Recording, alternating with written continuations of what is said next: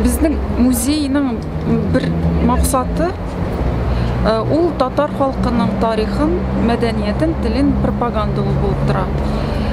Шул нисбәттән безнең музей Иске Татар бистәсендә урнашканга, без әлеге экскурсияларны оештырырга булдык.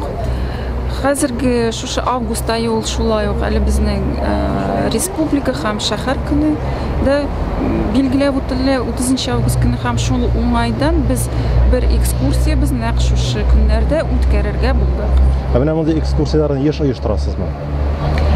Бу әле безнең яңа гына проект дип әйтергә була инде. Әле генә без башладык менә бу экскурсияларны йөртергә. Иске Татар бистәсе буенча һәм киләчәктә әлбәттә без уйлыйбыз, алар безнең даими рәвештә узачаклар.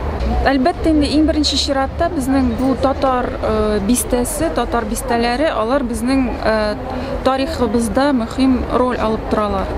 Нәкъ менә шушында безнең кашандыр юкка чыгарылган шәһәр культурасы торгызыла һәм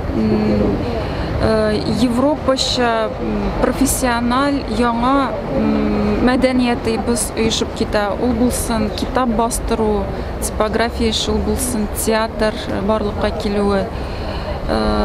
Безнең мәшһүр мәдрәсәләребез, уку йортлары, мәчетләребез, безнең мәшһүр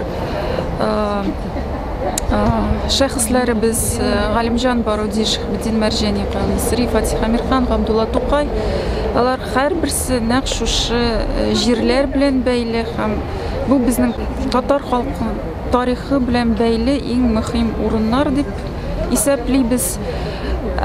Инде булай популярлыгы ягыннан әйтсәк инде, соңгы вакытта безнең Казан шәһәребезне туристик яктан ниндидер яңа брендлар уйлап чыгару, җәлеп итү өчен туристларны яңа брендлар уйлап чыгарыла.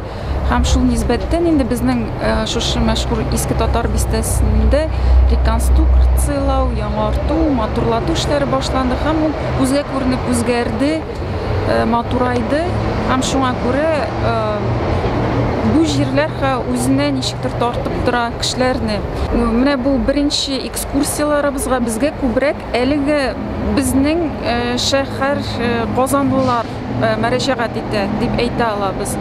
Ләкин киләчәктә дип уйлыйбыз, бу маршрут бик популяр булыр. Безгә кунакка килүче Россиянең төрле төбәкләреннән килүче туристлар арасында да һәм чит илләрдән килгән кунаклар өчен дә кызыклы булыр.